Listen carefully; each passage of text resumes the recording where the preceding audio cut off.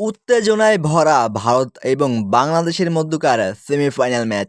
বহু নাটকীয়তার পরে থ্রিলার ম্যাচে শেষমেশ বাংলাদেশ সুপার ওভারে জিতল ভারতের বিপক্ষে এবং সুপার ওভারে ভারতকে হারিয়ে রাইজিং স্টার এশিয়া কাপের ফাইনালে বাংলাদেশ ১৯৫ রানের বিশাল টার্গেট দিয়েও বহু নাটকীয়তার পরে সুপার ওভারে জিততে হলো বাংলাদেশ।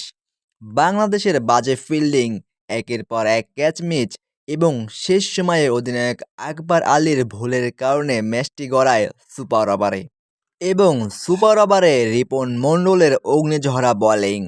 আগে ব্যাট করতে নেমে ভারত প্রথম ২ বলেই ২ উইকেট হারিয়ে 0 রানেই অল আউট হয়ে যায় এবং বাংলাদেশের সামনে সুপার ওভারে লক্ষ্য দাঁড়ায় মাত্র ১ রান এবং সেই ১ রান নিতে গিয়েও বাংলাদেশ হারায় তাদের একটি উইকেট। ইয়াসির আলী রাব্বিকে, যিনি কিনা ফিল্ডিংয়ের সময় একের পর এক ক্যাচ মিস এবং বাজে ফিল্ডিং করতেছিলেন এবং পরবর্তীতে ভারতীয় বোলারদের ওয়াইড বলে বাংলাদেশ জয়লাভ করে।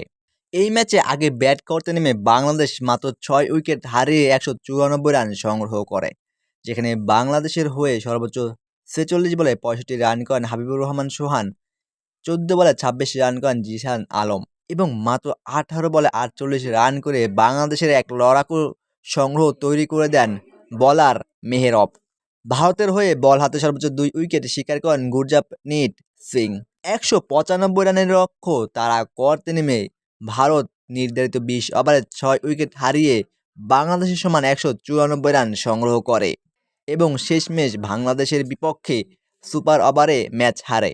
ভারতের হয়ে এই ম্যাচে সর্বোচ্চ ১৫ বলে ৩৮ রান করেন বৈভব সূর্যবংশী এবং ২৩ বলে ৪৪ রান করেন প্রিয়াংশ আরিয়া। বাংলাদেশের হয়ে বল হাতে সর্বোচ্চ ২ উইকেট করে শিকার করেছিলেন আবু হায়দার রনি এবং রাকিবুল হাসান।